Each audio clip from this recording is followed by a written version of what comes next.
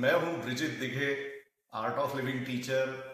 और आप सबका स्वागत है इस फेसबुक लाइव में। अगर आप ये देख रहे हैं तो गुरुदेव श्री श्री रविशंकर जी की बहन भानु दीदी, ये एक जबरदस्त पुस्तक इन्होंने लिखा है। उसका नाम है Gurudev on plateau of the peak.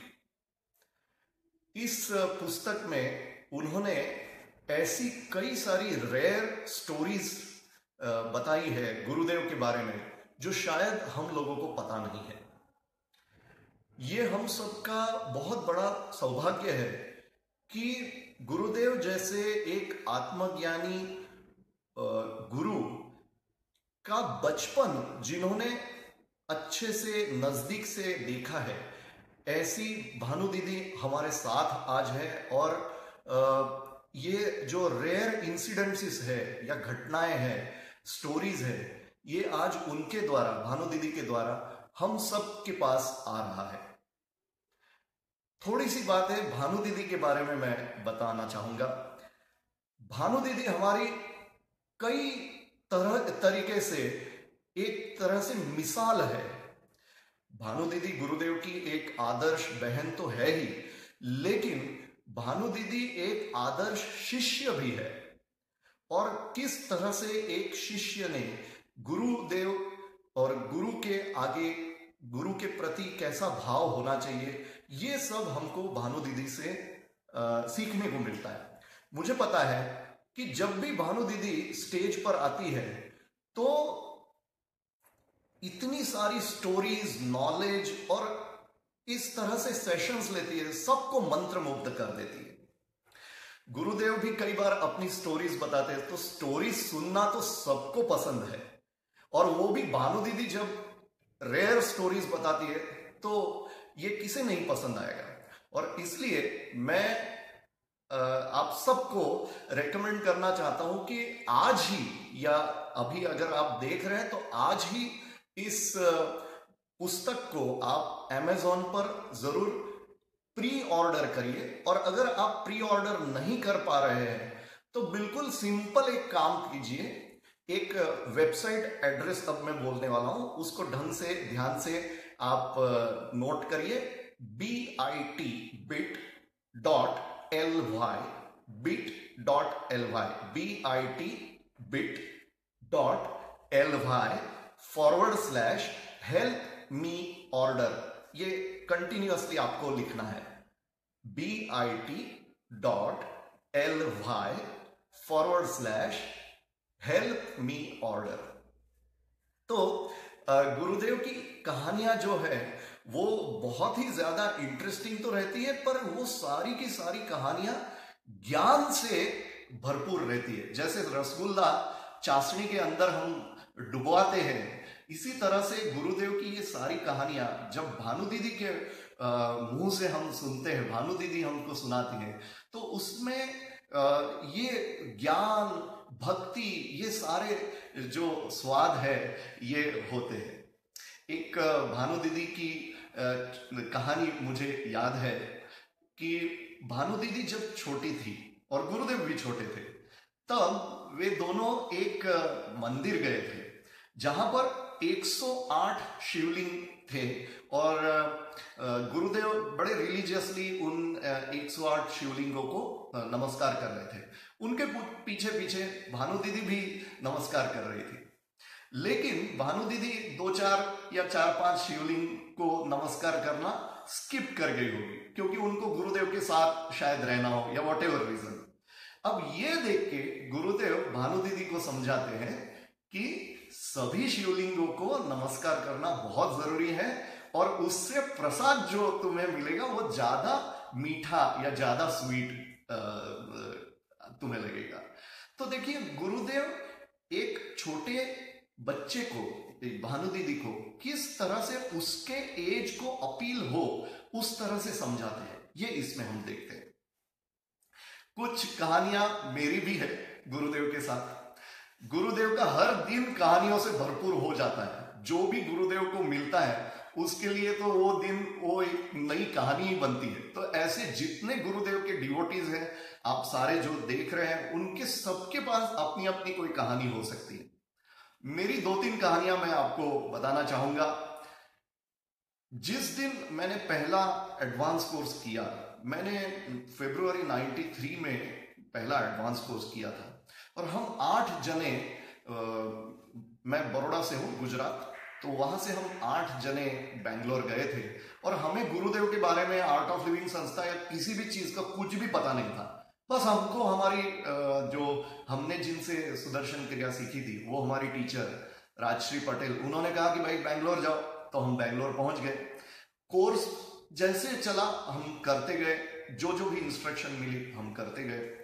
अब गुरुदेव बीच बीच में हमको बोल के जाते कि मुझे तुमसे बात करनी है। तो मैं भी सोचता कि हाँ, उस समय हमको दर्शन क्या होता है गुरुदेव के साथ ये कुछ भी पता नहीं था। तो एक दिन रात को ऐसा हुआ कि हम 8 जनों को गुरुदेव, तब गुरुदेव शक्ति कुटीर जो उनका रूम था, वहां एक ही रूम हुआ करता था, और गुरुदेव शक्ति कुटीर के बाहर जो बरामदा है वहां पर मीटिंगें करते थे। तो जनरली वो मीटिंग वहां पर ही करते थे, लेकिन उस दिन रात को गुरुदेव ने हम 8 जनों को अपने रूम में लिया। जैसे ही हमको उन्होंने रूम में आने के लिए बोला, हम सारे जने समझ ही गए कि कुछ तो स्पेशल हो रहा है। तो ऐसा हुआ कि गुरुदेव बैठ गए हमारे सामने, हमको 8 जनों को गुरुदेव ने अपने सामने बिठा दिया, और गुरुदेव हम सबके जीवन में ऐसी ऐसी जीवन से ऐसी ऐसी बातें बोलने लगे जो शायद हमने किसी को बताई नहीं थी। जैसे उस वक्त मैं इंजीनियरिंग कॉलेज में पढ़ता था, और मैं एमबीए के क्लासेस करता था। आर्ट ऑफ लिविंग के किसी भी बंदे को मैंने ये नहीं बताया था कि मैं एमबीए के क्लासेस कर रहा हूं, क्योंकि ये जरूरी भी नहीं था। गुरुदेव मुझे अपने एमबीए क्लास में क्या हो रहा है उसके बारे में बता रहे थे। इसी तरह से उन्होंने बाकी जो 7 जन उनको भी बताया। लेटर ऑन कुछ 4-5 साल पहले की बात मैं आपको बताता हूं। जब काशी भैया और मैं गुरुदेव के साथ बैठे थे, तब गुरुदेव हमको पुराने टाइम का ये जो सारे इंसिडेंट्स है, जैसे मेरी स्टोरी है, तो ऐसे काशी भैया भी अपनी स्टोरी बता रहे थे। तो गुरुदेव ये बोले कि तुम लोग छोटे छोटे बच्चे थे और तुम लोगों का विश्वास टिके इस पथ में, इसलिए थोड़े से मिरेकल्स हमने उस टाइम कर लिए थे। तो ये कहानी है। उसके बाद की एक बड़ी इंटरेस्टिंग कहानी है।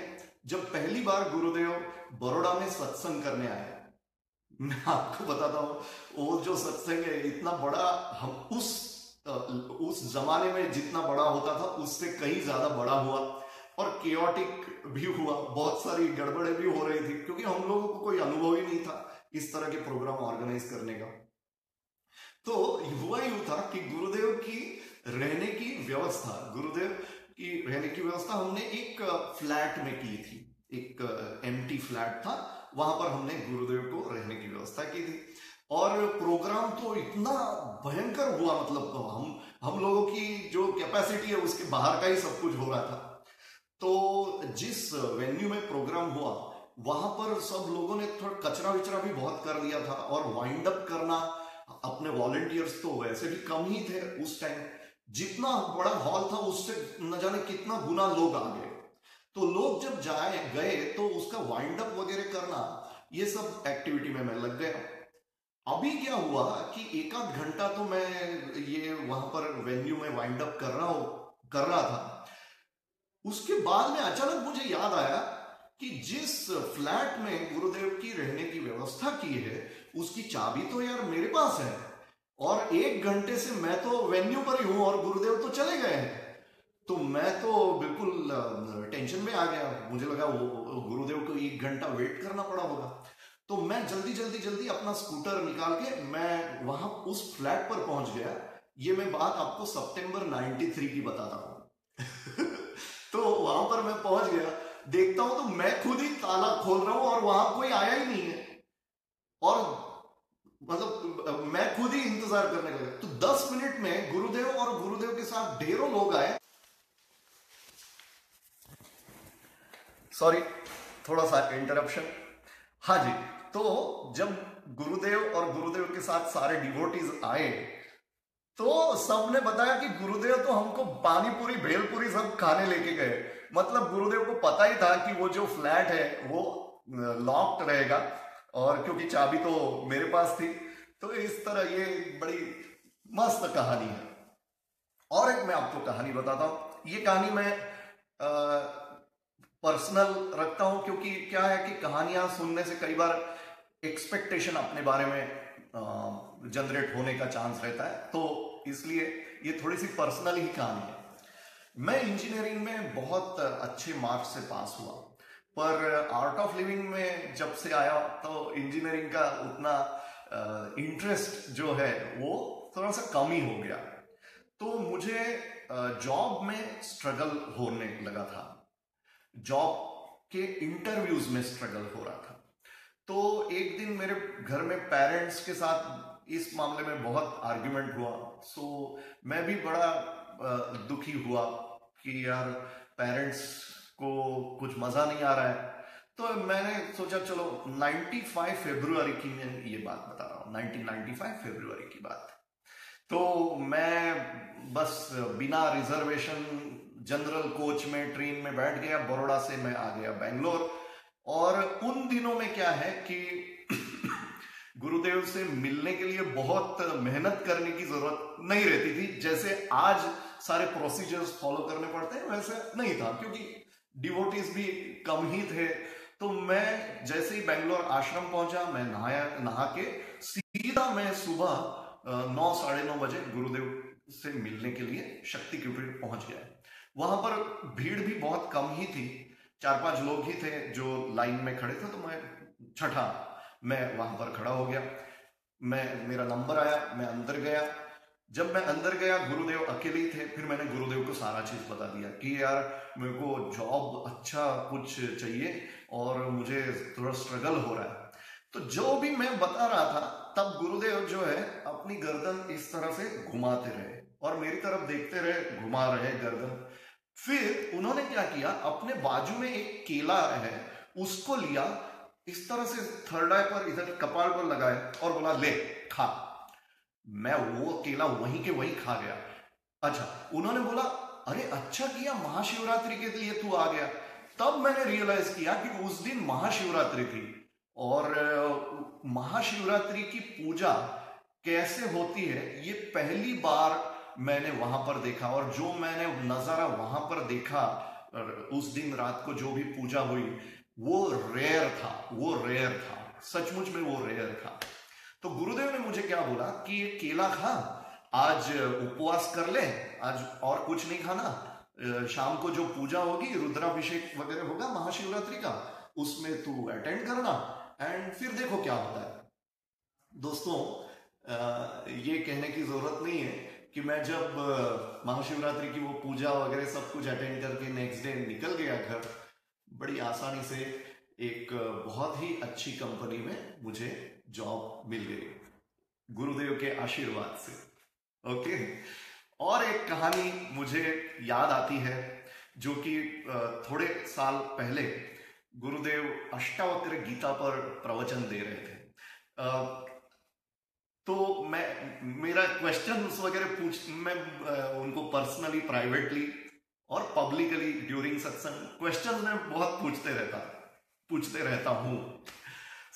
ऐसा ही मैंने एक क्वेश्चन पूछा जब वे अष्टावक्र गीता पर प्रवचन दे रहे थे कि गुरुदेव आप अष्टावक्र गीता पर प्रवचन तो दे रहे हैं, लेकिन जो सत्य है उसको जब आप रिवील करते हैं, उघाड़ते हैं, तो आपके सामने तो ढेरों लोग बैठे हैं जो अलग अलग अवेयरनेस उनकी लेवल है, उनका जो स्पिरिचुअल ग्रोथ है वो तो अलग अलग है। तो आप कैसे डिसाइड करते हो कि कितना ट्रूथ को रिवील करना है, कितना हिडन रखना है?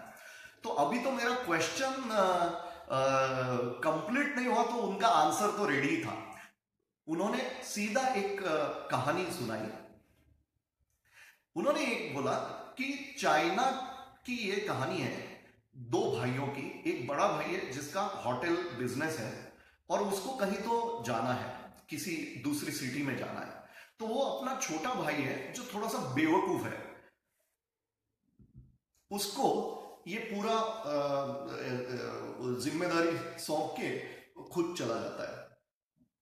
और उसको, उस छोटे भाई को बड़े भैया ने बोल के रखा है कि कुछ बोलना नहीं, कोई कस्टमर है कुछ बोलना ही नहीं, क्योंकि उसको पता है कि ये छोटा भाई थोड़ा सा बेवकूफ ही है। अब क्या होता है कि एक मॉन्क है वो वहां पर आ गया। तो मॉन्क भी कुछ नहीं बोल रहा है, ये छोटा भाई भी कुछ नहीं बोल रहा है, पर मॉन्क ने इशारा किया एक, तो ये छोटे भाई ने उसको रिस्पॉन्स किया दो, मॉन्क ने बोला इशारा किया तीन, तो छोटे भाई ने उसको ये इशारा किया। अब ये जो बड़ा भाई है वो एक दो दिन बाद वापस आया। तो छोटे भाई को, ये गुरुदेव से ही बहुत सारे आपने कहानी सुनी होगी, मैं पूरी कहानी ही बता रहा हूं। तो बड़ा भाई आया, छोटे भाई से वो पूछ रहा है कि क्या हुआ। तो छोटे भाई ने बोला ये एक मॉन्क आया था, वो बोलता है मैं एक घुसा लगाऊंगा।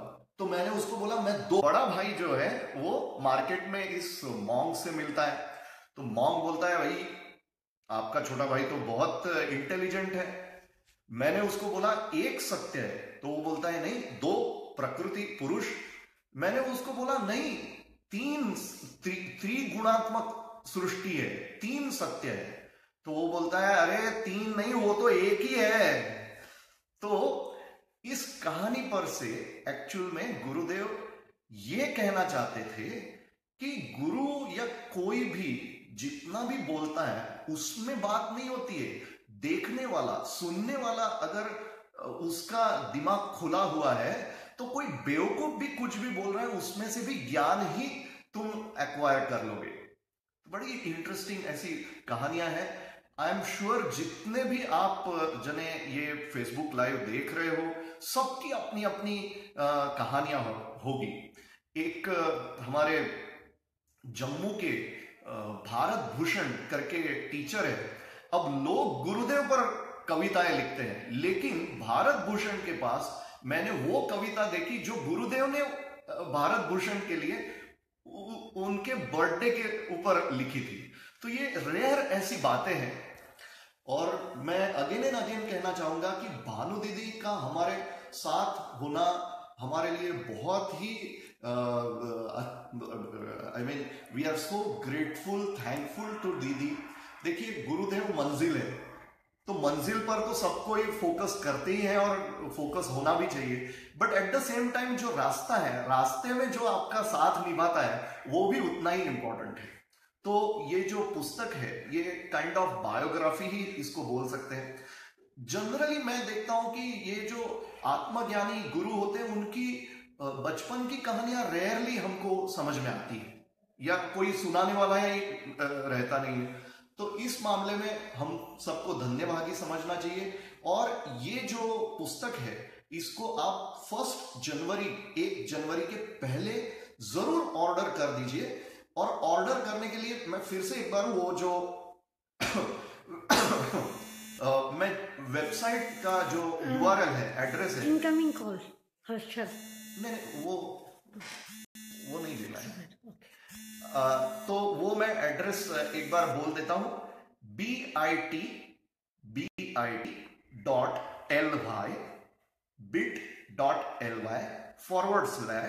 Help me order. यहां पर आप अपना डिटेल्स भर दो, इस वेबसाइट पर आप अपना डिटेल भर दो। आप डिटेल जो भी भरोगे उस पे हम लोग आर्ट ऑफ लिविंग आपको ऑर्डर करने में मदद करेगा और आपको कैश ऑन डिलीवरी वाला ऑर्डर प्लेस आपके नाम से हो जाएगा। तो ये बुक आपके घर पर पहुंच जाएगी 1 जनवरी के पहले। क्यों? क्योंकि आपको कंसेशन मिलेगा। ठीक है, तो ये बुक का नाम है Gurudev on plateau of the peak.